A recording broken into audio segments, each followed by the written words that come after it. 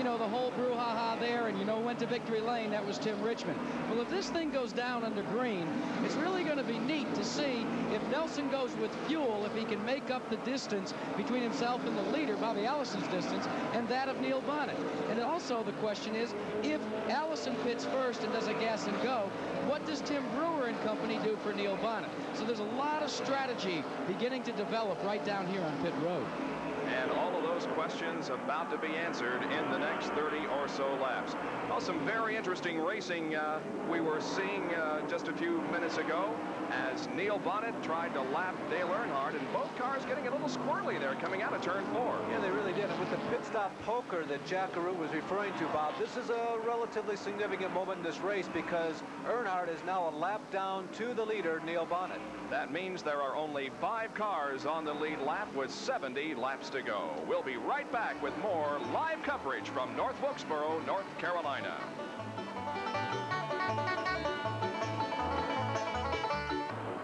Neil Bonnet continues to lead, but we have a change of second position as Jeff Bodine has moved around Bobby Allison. Well, Bobby, you and I were kidding each other about 30 laps ago, and I said, hey, Bodine is really beginning to pressure Allison. He said, now, they've been running that way for about a half hour. We had $1 million bet that Bodine was going to pass in the next 10 laps. I think I lost that, but Bodine finally did get around.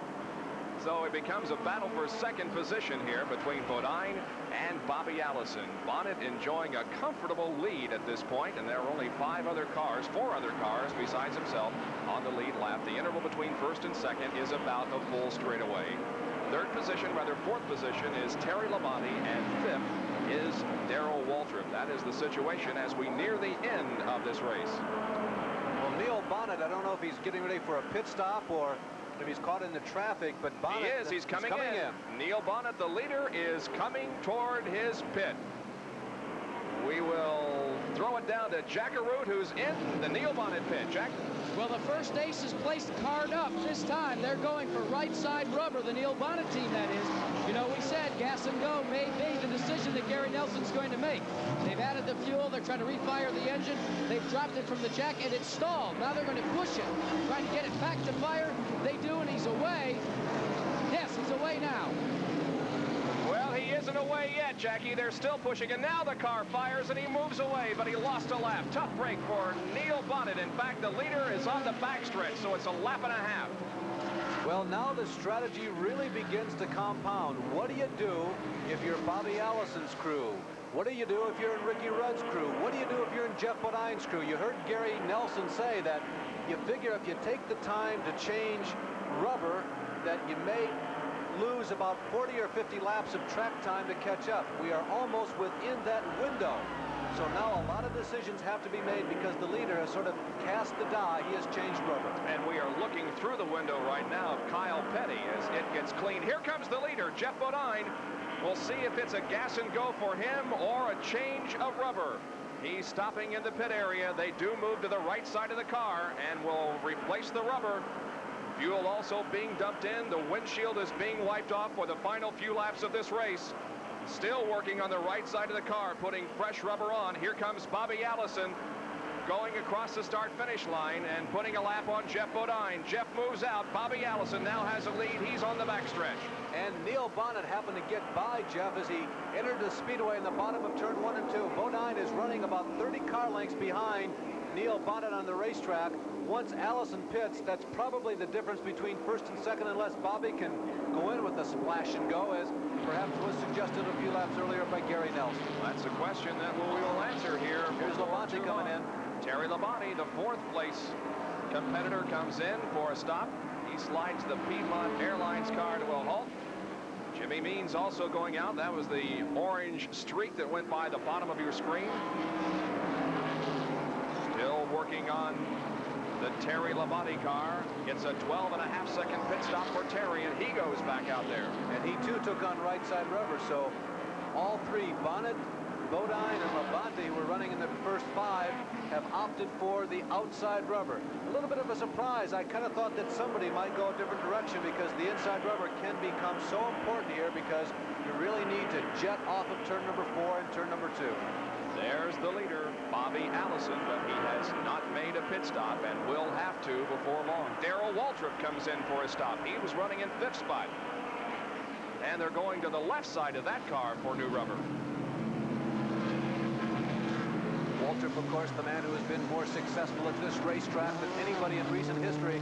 A very rapid-fire pit stop on Darrell Waltrip, and I would suggest that he really picked up some ground on the racetrack. Of course, it's difficult to tell exactly how much ground he has picked up until the leaders come around, but Waltrip was very effective. Larry, now we're calling it guts poker, because Gary Nelson has seen all the competition come in and, as you say, take right side rubber. He's standing on top of a tire, but he's got his jack man directly in front of him, and the fellow that will carry 2 right side tires standing by. It's still a question mark whether it'll be a gas and go, but I would not want to be in Gary Nelson's position right now. And there is Gary watching very closely Bobby Allison out there on the racetrack. When will he be coming in for the stop? He's in turn number 2 right now. We got a spin in turn number 1. What an advantage for Allison if the caution flag comes out. No kidding, it is going to come out, I believe, because Bobby Hillin, who spun over there in turn number 1, is off of the racetrack. Now he begins to pull away, and there is no caution. So the break will not come for Bobby Allison. Boy, what a break it would have been, though, if the field had slowed down and Bobby would have been able to come in for a stop under caution. Well, and something else has happened. We're looking at Bobby Allison, whom we are told will be coming in 2 laps. Neil Bonnet, there you see him, the Bud car directly in front of him, has gone by Bobby and I think put himself on the same lap. So what we have set up now is that Allison almost ought to consider going ahead and changing the rubber anyway, because Bonnet is obviously running much faster than Bobby, but can he go all the way around the racetrack in 50 laps? A lot of variables playing into the hand right now of both these drivers. It is going to be a race to the finish, unquestionably here. We continue to watch Bobby Allison on the racetrack. One of the cars pulling out of the pit area. Got a little high on the racetrack, it looked like. Richard Petty, by the way, is back in that race car. When he pulled out, the car got a little high, and Allison and a couple of others had to go high to avoid hitting him. Richard Petty back in the STP Pontiac after a few laps of relief driving from Buddy Baker. And there's another interesting fact. See that red and white car in the middle of your screen? Ricky Rudd.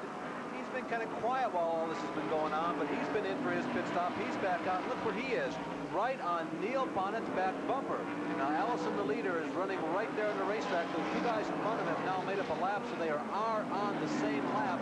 But Ricky Rudd is now in a position also to pit well. Yellow flag coming out, Bob.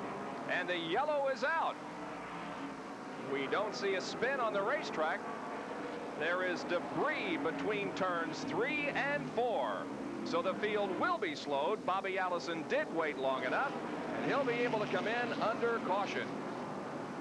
Now the question will become, can they get all the work done they want to before the field comes around, and will Allison exit the pits as the leader? Boy, Gary Nelson has really got to be scrambling around, not only with his little legs right now, but in his mind. What can we do under 1 lap or 3/4 of a lap under a caution flag? They can certainly do a lot more than what you can do under a green flag condition. He's coming off of turn number 4 down pit road. Bodine is right behind him. Bodine, who has already stopped once, is coming again. Well, so is Darrell Waltrip, so is Terry Labonte. Here's Jack Arute. Larry, it's become academic. Under the caution, you can take the luxury of changing outside tires. So Gary Nelson didn't have to make that hard decision. They've adjusted on the chassis, and they're working on the right side now. They've completed their work, and he's back underway. 15.4 seconds, an excellent stop under caution for the Dygard Miller team. Jeff Bodine pulling out. Bobby Allison is away. So is Terry Labonte, and so is Darrell Waltrip.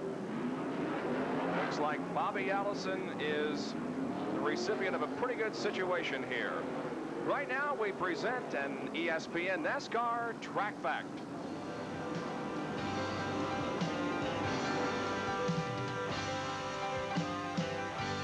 Talked before about the blueprint precision required for aerodynamics on a super speedway, but on a short track you don't worry so much about it. That smooth flow of air is not real essential.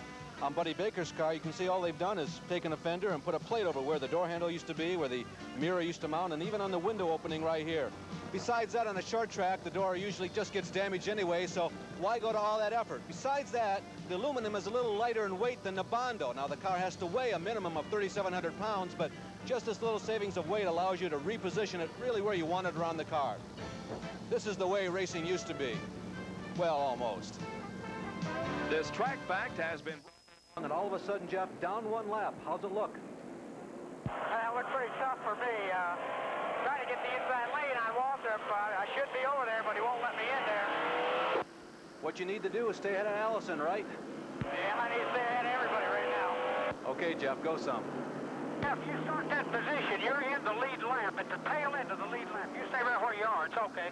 A conversation there between Jeff and his pit crew, and a rather confused start here, two abreast start, because there were two lanes, and Bobby Allison, who is the leader of the race, did not lead either lane across the start-finish line. Instead, Bodine and Waldrop were side by side. Now the leader is Bobby Allison. There are three cars on the lead lap, and they're running right together. Bobby Allison, the leader.